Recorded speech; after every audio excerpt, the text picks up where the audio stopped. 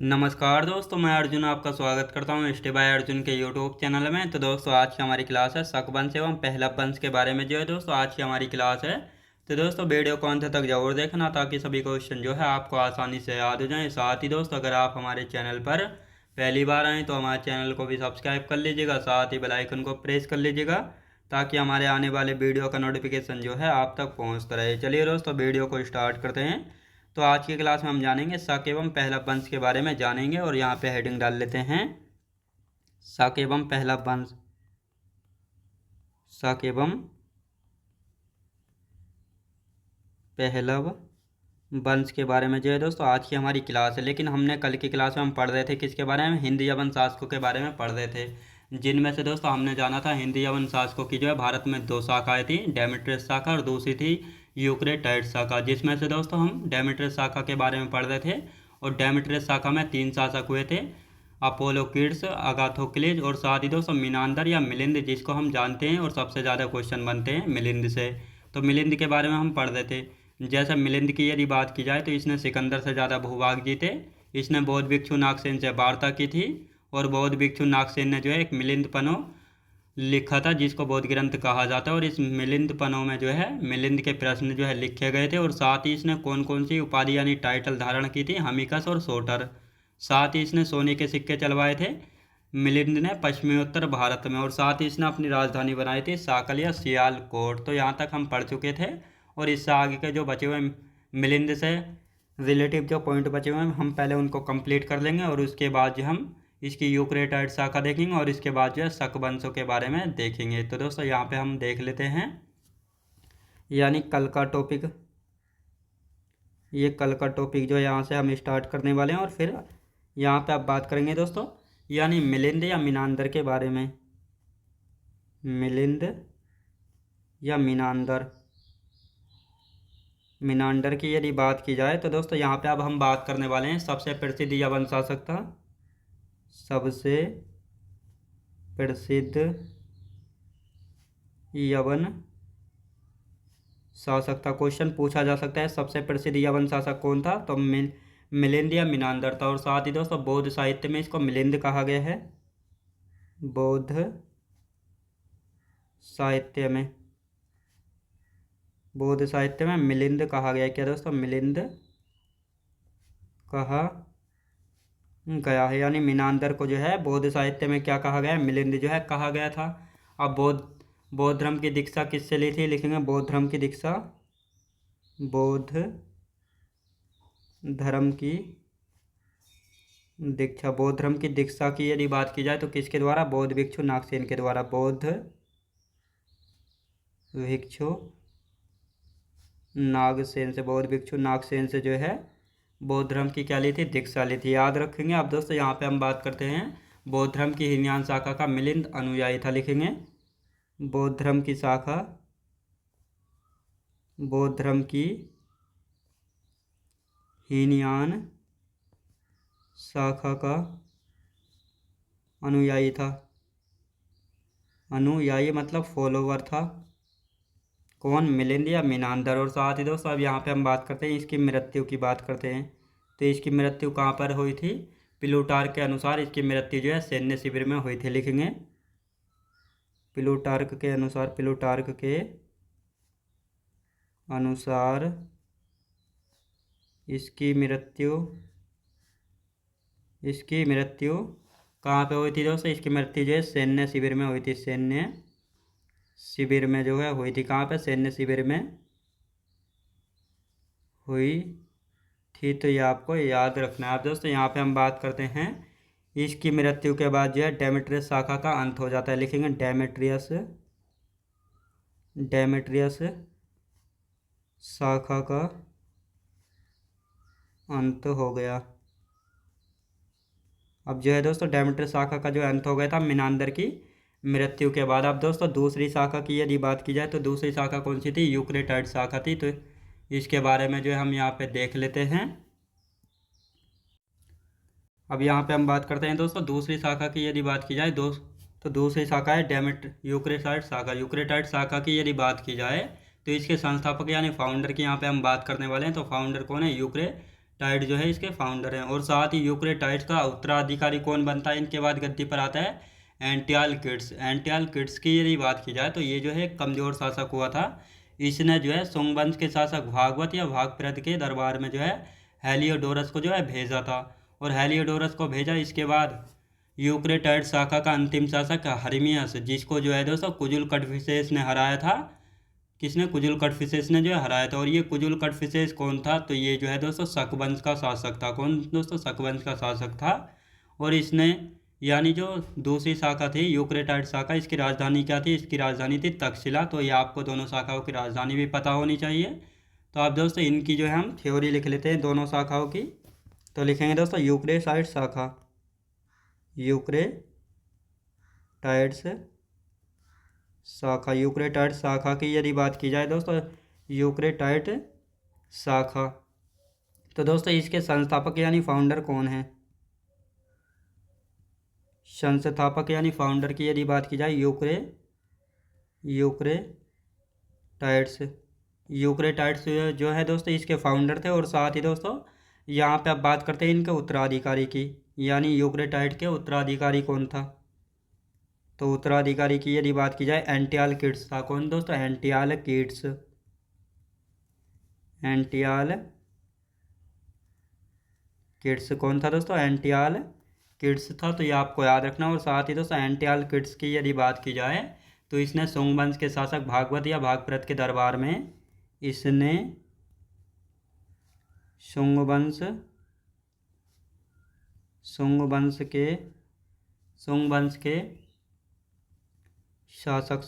शासक भागवत या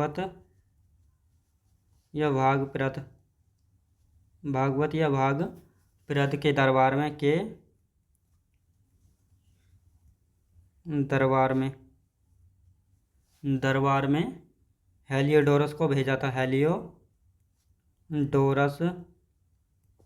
को भेजा। किसको दोस्तों? हेलियोडोरस को भेजा था। तो ये आपको याद रखना है, किसको? हेलियोडोरस को जो है भेजा था। अब दोस्तों यहाँ पे हम बात करते हैं अंतिम शासक कौन था, यानी अंतिम शासक की यदि बात की जाए तो अंतिम शासक कौन था? हर्मियस जो है ये अंतिम शासक था। किसका दोस्तों? यूक्रेटाइड शाखा का। और साथ ही दोस्तों इसको जो है कुजुल कडफिसेस ने हराया था। कुजुल कडफिसेस ने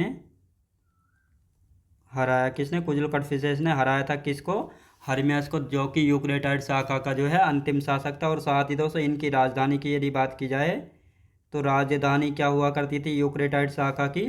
तक्षशिला। कौन सी दोस्तों? तक्षशिला जो है राजधानी हुआ करती थी। तो ये आपको याद रखना है। अब दोस्तों यहाँ पे हम बात करते हैं हिंद यवन शासकों के प्रभाव, यानी जब हिंद यवन शासकों ने भारत पर आक्रमण किया था तो इनके आने से कौन कौन से प्रभाव जो है पड़े थे। तो इन प्रभावों के बारे में देख लेते हैं। तो यहाँ पे हम देखेंगे दोस्तों, हेडिंग डाल लेते हैं हिंद यवन आक्रमण के प्रभाव।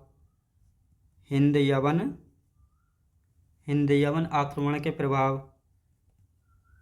आक्रमण के प्रभाव की यदि बात की जाए तो यहाँ पे हम बात करने वाले हैं दोस्तों, जैसे मुद्राओं की लिपि लिखेंगे दोस्तों। मुद्राओं की लिपि, तो दोस्तों पहले हम इनको लिख लेते हैं, फिर अच्छे से इनको अभी समझेंगे। मुद्राओं की लिपि। और साथ ही दोस्तों यहाँ पे हम बात करते हैं कैलेंडर में सप्ताह का प्रयोग। कैलेंडर में सप्ताह का प्रयोग। कैलेंडर में सप्ताह का प्रयोग दोस्तों। किसका? कैलेंडर में जो है सप्ताह का प्रयोग। और साथ ही दोस्तों यहाँ पे हम बात करेंगे 12 राशियों की यदि बात की जाए कौन कौन सी, जैसे दोस्तों सिंह हो गई, सिंह, कन्या, मेष आदि। ये जो है दोस्तों ज्योतिषी से संबंधित थी। ज्योतिष से संबंधित थी। तो ये आपको याद रखना है। और साथ ही दोस्तों यदि बात की जाए पर्दा प्रथा, तो ये प्रभाव थे हिंद यवन आक्रमण के बाद के। तो दोस्तों अब यहाँ पर जो है ये हमारा टॉपिक कंप्लीट हो चुका है। कौन सा दोस्तों? हिंद यवन शासक का टॉपिक जो है हमारा कंप्लीट हो चुका है। अब इसका एक बार रिवीजन कर लेते हैं यहाँ पे। तो यहाँ पे हम दोस्तों बात करने वाले हैं मिलिंद या मिनांदर की। यदि बात की जाए तो ये जो है सबसे प्रसिद्ध यवन शासक था। क्वेश्चन पूछा जाता है सबसे प्रसिद्ध यवन शासक कौन था, मिलिंद या मिनांदर था। इसको जो है बौद्ध साहित्य में मिलिंद कहा जाता था। बौद्ध धर्म की दीक्षा किससे ली थी, बौद्ध भिक्षु नागसेन से जो है इसने बौद्ध धर्म की जो है दीक्षा ली थी। और साथ ही दोस्तों बौद्ध धर्म की हीनयान शाखा यानी बौद्ध धर्म जो है चौथी बौद्ध संगीति में जो है दो भागों में यानी दो शाखाओं में जो है बट गया था, हीनयान शाखा और महायान शाखा। जिसमें से महायान शाखा के अध्यक्ष कौन थे, वशोमित्र थे, और जबकि हीनयान शाखा के अध्यक्ष थे महाकश्यप। तो इसी दूसरी शाखा का अनुयायी था कौन दोस्तों, मिलिंद या मिनांदर हीनयान शाखा का अनुयायी यानी फॉलोवर था, इसको मानने वाला। अब इसकी मृत्यु की यदि बात की जाए तो प्लूटार्क के अनुसार जो है इसकी मृत्यु सैन्य शिविर में हुई थी। और इसकी मृत्यु के बाद जो है डेमेट्रियस शाखा का जो है अंत हो गया था। याद रखें दोस्तों, डेमेट्रियस शाखा का अंत हो जाता है। अब डेमेट्रियस शाखा के यदि बात करते हैं तो फिर आती है दोस्तों यूक्रेटाइड शाखा, यानी भारत में जो है हिंदी यवन शासकों की दो शाखाएं थी, डेमेट्रियस शाखा और यूक्रेटाइड शाखा। तो डेमेट्रियस शाखा हमारी कंप्लीट हो चुकी है। अब आते हैं यूक्रेटाइड शाखा। इसके संस्थापक यानी फाउंडर कौन थे, यूक्रेटाइड से। इसका उत्तराधिकारी कौन था, एंटियालकिड्स था।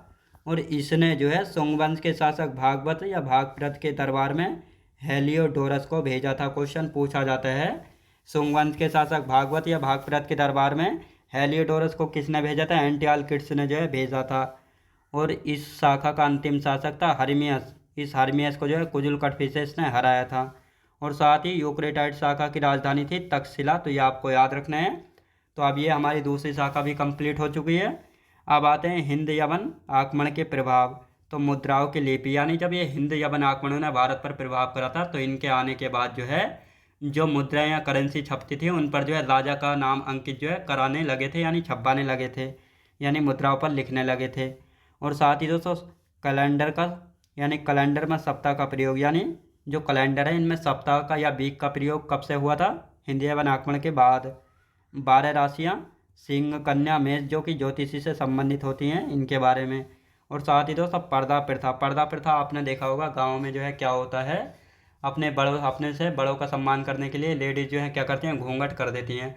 तो ये पर्दा प्रथा जो है हमारे देश में नहीं था, ये बाहरी लोगों के द्वारा लाया गया था। जैसे हिंदी यवन आक्रमण के प्रभाव के बाद ये पर्दा प्रथा आया था। तो पर्दा प्रथा जो है बाहरी देन है, हमारे कल्चर में नहीं था। लेकिन आज के समय में इसको लोग अपना कल्चर जो है मानने लगे हैं। तो ये आपको याद रखना है कि ये पर्दा प्रथा जो है हमारी देन नहीं है बल्कि विदेशियों की देन थी। तो आप दोस्तों यहाँ पे हम बात करते हैं शक वंश के बारे में, जिनको सीथियन भी जो है कहा जाता है।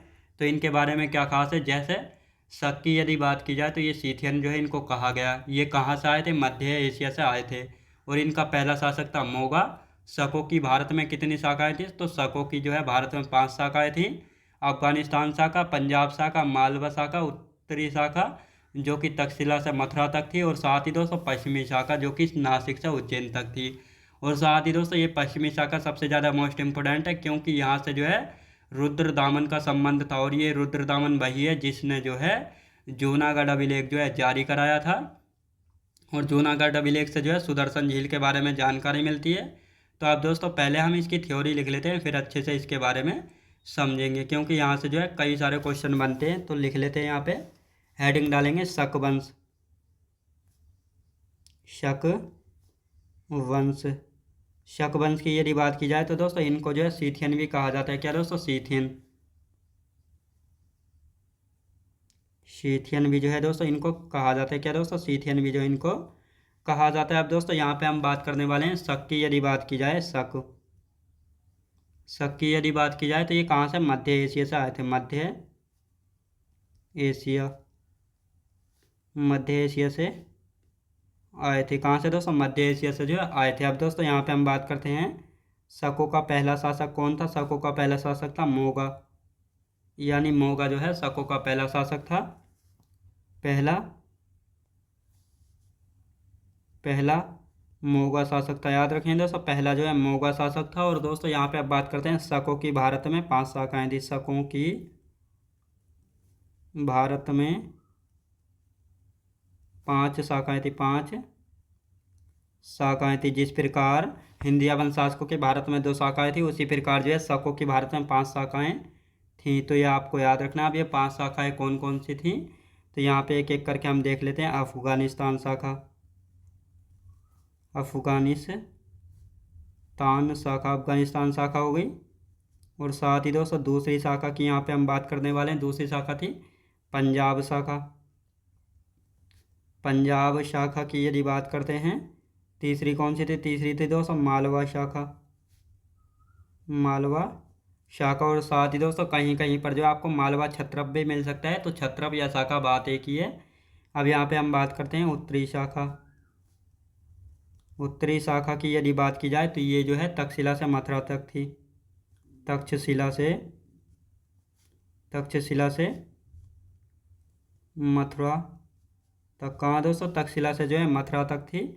अब दोस्तों यहाँ पे हम बात करने वाले हैं पश्चिमी शाखा। पश्चिमी शाखा की यदि बात की जाए तो पश्चिमी शाखा दोस्तों, पश्चिमी शाखा की बात करते हैं तो नासिक से उज्जैन तक, नासिक से उज्जैन तक, यानी नासिक से जो है उज्जैन तक जो है कौन सी शाखा थी? ये पश्चिमी शाखा थी। अब दोस्तों ये पश्चिमी शाखा जो है बहुत ज़्यादा इंपॉर्टेंट है। अब इम्पोर्टेंट क्यों है? क्योंकि यहाँ से जो है रुद्र दामन का संबंध है। किसका दोस्तों? रुद्र दामन का संबंध है। रुद्र दामन का संबंध है। किस शाखा से जो है रुद्र दामन का संबंध है? संबंध पश्चिमी शाखा से। किससे दोस्तों? पश्चिमी शाखा से। अब रुद्र दामन के बारे में जान लेते हैं। रुद्र दामन की यदि बात की जाए तो इसने जो है जूनागढ़ अभिलेख जारी कराया था। लिखेंगे जूनागढ़ अभिलेख जारी कराया। और ये जूनागढ़ अभिलेख जो है संस्कृत भाषा में था। किस में दोस्तों? संस्कृत भाषा में पहला अभिलेख था। पहला अभिलेख था। किसने जारी कराया था इसको? रुद्रदामन ने जारी कराया था। ये कहाँ से मिला है? गिरनार गुजरात से। गिरनार गुजरात से। कहाँ से दोस्तों? गिरनार गुजरात। अब दोस्तों यहाँ पे हम बात करेंगे जूनागढ़ अभिलेख की यदि बात की जाए तो यहाँ से जो है किसके बारे में जानकारी मिलती है? तो लिखेंगे दोस्तों इसी अभिलेख से, इसी अभिलेख से सुदर्शन झील के बारे में, सुदर्शन झील के निर्माण के बारे में, सुदर्शन झील के निर्माण का पता चलता है। किसका दोस्तों? सुदर्शन झील का जो है पता चलता है, जो कि चंद्रगुप्त मौर्य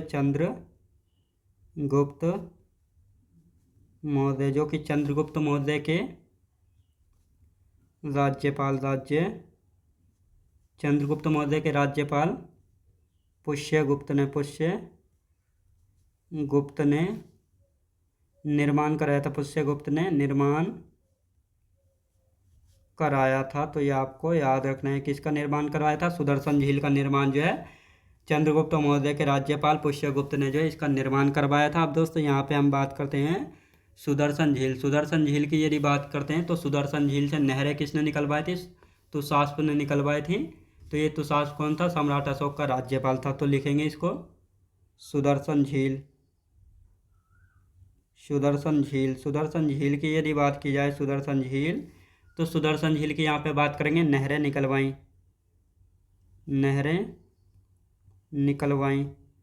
तो सुदर्शन झील से जो है नहरें निकलवाई किसने? तुषास्प ने जो है निकलवाई। और ये कौन था? सम्राट अशोक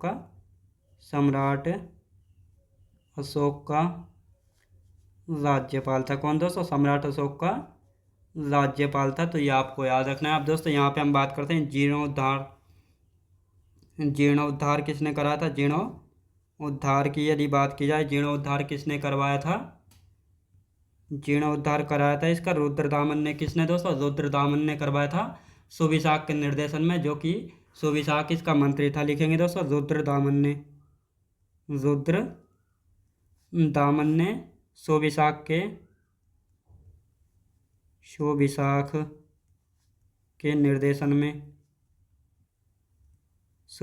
निर्देशन में जो है कराया था, जो कि इसका मंत्री था तो ये आपको याद रखना है। अब दोस्तों यहाँ पे हम बात करेंगे पुणे जीर्णोद्धार। पुणे जीर्णोद्धार कराया, तो किसने कराया था? ये स्कंदगुप्त ने करवाया था। किसने दोस्तों? स्कंदगुप्त। और ये स्कंदगुप्त कौन था? गुप्त काल का साम्राज्य था। याद रखें दोस्तों, गुप्त काल का शासक था। गुप्त काल का शासक था। यह एक गुप्त शासक था। तो ये आप ऐसे भी लिख सकते हैं यहाँ पे। अब दोस्तों यहाँ पे हम बात करेंगे यानी जूनागढ़ अभिलेख से रुद्रदामन चंद्रगुप्त मौर्य व सम्राट अशोक के बारे में जानकारी मिलती है। लिखेंगे जूनागढ़ अभिलेख से। जूनागढ़ अभिलेख से, जूनागढ़ अभिलेख की यदि बात की जाए तो यहाँ से जो है रुद्रदामन और साथ ही दोस्तों चंद्रगुप्त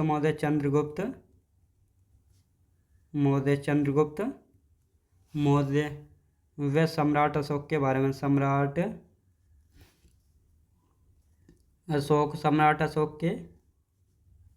अशोक के बारे में जानकारी मिलती है। सम्राट अशोक के बारे में जानकारी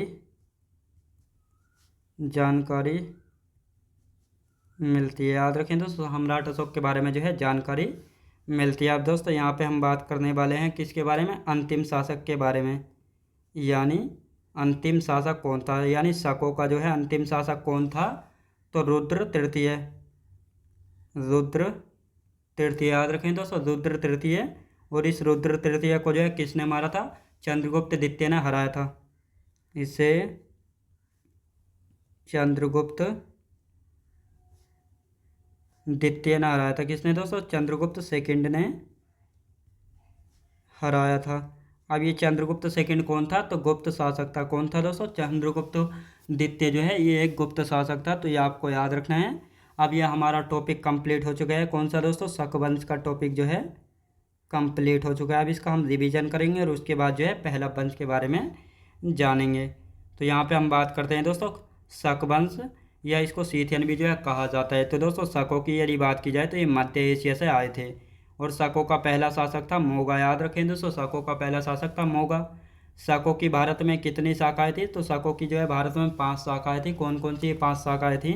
अफगानिस्तान शाखा, पंजाब शाखा, मालवा शाखा, उत्तरी शाखा जो कि तक्षशिला से मथुरा तक थी। और साथ ही दोस्तों 5वीं है पश्चिमी शाखा जो कि नासिक से उज्जैन तक थी। और ये 5वीं शाखा सबसे ज़्यादा मोस्ट इम्पोर्टेंट है क्योंकि यहाँ से जो है रुद्रदामन का संबंध था। यानी रुद्रदामन का संबंध किस शाखा से है? पश्चिमी शाखा से। और साथ ही दोस्तों रुद्रदामन ने जो है जूनागढ़ अभिलेख जो है जारी कराया था, जो कि संस्कृत भाषा का पहला अभिलेख था। और ये जूनागढ़ अभिलेख जो है नासिक गिरनार गुजरात में है। और इस अभिलेख से जो है दोस्तों सुदर्शन झील के बारे में जानकारी मिलती है। और ये सुदर्शन झील का निर्माण किसने कराया था? चंद्रगुप्त मौर्य के राज्यपाल पुष्यगुप्त के द्वारा जो है इस सुदर्शन झील का जो है निर्माण कराया गया था। और साथ ही दोस्तों सुदर्शन झील से नहरें किसने निकलवाई थी? तो तुषास्प ने निकलवाई थी, जो कि सम्राट अशोक का राज्यपाल था। तो ये क्वेश्चन पूछे जाते हैं यहाँ से कि सुदर्शन झील का निर्माण किसने करवाया था? चंद्रगुप्त मौर्य के राज्यपाल पुष्यगुप्त ने। और साथ ही सुदर्शन झील से नहरें किसने निकलवाई थी? सम्राट अशोक के राज्यपाल तुषास्प ने निकलवाई थी। लेकिन जो सुदर्शन झील है इसका संबंध कहाँ से है? तो इसका संबंध है जूनागढ़ अभिलेख से, क्योंकि यहाँ से जो है सुदर्शन झील के बारे में जानकारी मिलती है। साथ ही जीर्णोद्धार कराया था रुद्रदामन ने सुविशाख के निर्देशन में, जो कि इसका मंत्री था। अब दोस्तों जीर्णोद्धार की यदि बात की जाए, जब कोई नई चीज़ बनाई जाती है तो कुछ समय बाद जो है वह टूट फूटने लगती है, तो उसकी जो मरम्मत की जाती है उसको उस पुनः दोबारा जो है उसका निर्माण जो है किया जाता है, अच्छे से उसको मरम्मत वगैरह की जाती है, तो उसको जीर्णोद्धार जो है कहा गया है। तो जब ये खराब होने लगी थी तो इसका जीर्णोद्धार किसने किया था? रुद्रदामन ने किया था सुविशाख के निर्देशन में, जो कि इसका मंत्री था। लेकिन पुनः यानी दोबारा जीर्णोद्धार किसने कराया था? स्कंदगुप्त ने कराया था, जो कि गुप्त शासक था। किसने? स्कंदगुप्त ने। अब साथ ही दोस्तों जूनागढ़ अभिलेख की यदि बात की जाए तो यहाँ से रुद्रदामन, चंद्रगुप्त मौर्य व सम्राट अशोक के बारे में जानकारी मिलती है। तो ये आपको अच्छे से याद रखना है। और साथ ही अंतिम शासक कौन है? शकों का अंतिम शासक है रुद्र तृतीय। और इसे जो है चंद्रगुप्त द्वितीय ने हराया था। और ये चंद्रगुप्त द्वितीय कौन है? ये हैं दोस्तों गुप्त शासक। तो ये आपको याद रखना है। तो ये हमारा टॉपिक कंप्लीट हो जाता है शकों का। अब आते हैं दोस्तों यहाँ पे हम पहला वंश के बारे में। दोस्तों पहला वंश का दो चार पॉइंट हैं, इनको पहले हम लिख लेते हैं, फिर अच्छे से हम जानेंगे इनके बारे में। तो लिखना स्टार्ट करते हैं। पहलव या पार्थियन, पहलव या पार्थियन, पहलव या पार्थियन। दोस्तों पहलव को जो है पार्थियन भी कहा जाता है, बिल्कुल कंफ्यूज नहीं होना है। अब यहाँ पे हम बात करते हैं इनका मूल निवास, यानी जो पहलव थे इनका मूल निवास माना जाता है कहाँ, ईरान या पर्सिया को माना जाता है। ईरान या पर्सिया, ईरान या पर्सिया को जो है पहलव का मूल निवास जो है माना जाता है, ओरिजिनल निवास जो है माना जाता है। तो ये आपको याद रखना है। अब दोस्तों यहाँ पे हम बात करेंगे पहला शासक, पहला शासक यानी जो पहलव थे इनके पहला शासक कौन था दोस्तों, बोनोनीज था। बोनोनीज याद रखें दोस्तों, बोनोनीज जो है इनका पहला शासक था। और साथ ही दोस्तों वास्तविक संस्थापक, वास्तविक संस्थापक यानी रियल फाउंडर माना जाता है किसको, पहलव का वास्तविक संस्थापक या रियल फाउंडर किसको माना जाता है दोस्तों, किसको माना जाता है, मिथद्रात को। याद रखें दोस्तों, मिथद्रात को जो है माना जाता है, मिथद्रात फर्स्ट को जो है माना जाता है। तो ये आपको याद रखना है। आप दोस्तों यहाँ पे बात करने वाले हैं यानी सबसे शक्तिशाली शासक कौन था, गोंडो फर्नेज। याद रखेंगे दोस्तों, सबसे शक्तिशाली, सबसे शक्तिशाली शासक यानी सबसे शक्तिशाली शासक की यदि बात की जाए तो गोंडो फर्नेज, गोंडो फर्नेज, गोंडो फर्नेज की यदि बात की जाए तो ये जो है दोस्तों सबसे शक्तिशाली शासक था। अब दोस्तों यहाँ पे हम बात करने वाले हैं यहाँ पे राजधानी वगैरह क्या थी, तो राजधानी की यदि बात की जाए तो तक्षशिला थी। राजधानी, राजधानी की यदि बात की जाए तो दोस्तों राजधानी थी तक्षशिला। अब यहाँ पे हम बात करते हैं यानी जो गोंडो फर्नेज था इसके समय जो है सेंट थॉमस ईसाई धर्म का प्रचार प्रसार करने आया था, कहाँ पे, भारत आया था। और इसकी मृत्यु जो है मैलापुर मद्रास में जो है हो गई थी। तो इसको लिख लेते हैं, यानी गोंडो फर्नेज के समय सेंट थॉमस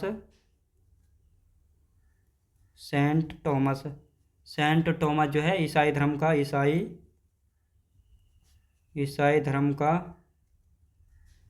धर्म का प्रचार करने भारत आया था, करने जो है भारत आया था। तो ये आपको याद रखना है। और साथ ही दोस्तों इस सेंट थॉमस की मृत्यु कहाँ पे हो गई थी, मृत्यु की यदि बात की जाए तो इसकी मृत्यु हुई थी मैलापुर मद्रास में, मैलापुर मद्रास में। कहाँ पे दोस्तों, मैलापुर मद्रास में। तो ये आपको याद रखना है। तो ये भी हमारा टॉपिक कंप्लीट हो चुका है, लिख लेते हैं इसको। टॉपिक कंप्लीट हो चुका है कौन सा दोस्तों, पहलव या पार्थियन वंश का। याद रखेंगे तो इसका रिवीजन कर देते हैं अब। यानी जो पहलव थे इनका मूल निवास कहाँ पे, ईरान या पर्सिया। इनका पहला शासक था बोनोनीज। वास्तविक संस्थापक मिथ्रदात को माना जाता है, मिथ्रदात प्रथम को जो है माना जाता है, मिथ्रदात प्रथम को जो है माना जाता है। और सबसे शक्तिशाली शासक कौन था, गोंडो फर्नेज था। कौन था दोस्तों, गोंडो फर्नेज। इनकी राजधानी की यदि बात की जाए, राजधानी थी तक्षशिला। और साथ ही गोंडो फर्नेज के समय जो है सेंट थॉमस ईसाई धर्म का प्रचार प्रसार करने भारत आया था, जिसकी मृत्यु कहाँ पे हुई थी, मैलापुर मद्रास में जो है हुई थी। तो ये आपको याद रखना है। तो दोस्तों यह हमारा शक वंश और पहला वंश दोनों समाप्त हो चुके हैं। तो दोस्तों आज की क्लास हमारी यहीं तक रहेगी। तो मैं उम्मीद करता हूँ आपको वीडियो क्वालिटी, कंटेंट वगैरह सभी कुछ आपको पसंद आया होगा। पसंद आया तो लाइक शेयर और सब्सक्राइब करना बिल्कुल भी ना भूलें। साथ ही दोस्तों अगर आप हमारे चैनल पर पहली बार आएँ तो हमारे चैनल को भी सब्सक्राइब कर लीजिएगा, साथ ही बेल आइकन को प्रेस कर लीजिएगा, ताकि हमारे आने वाले वीडियो का नोटिफिकेशन जो है आप तक पहुँचता रहे। चलिए दोस्तों मिलते हैं नेक्स्ट वीडियोज़ में।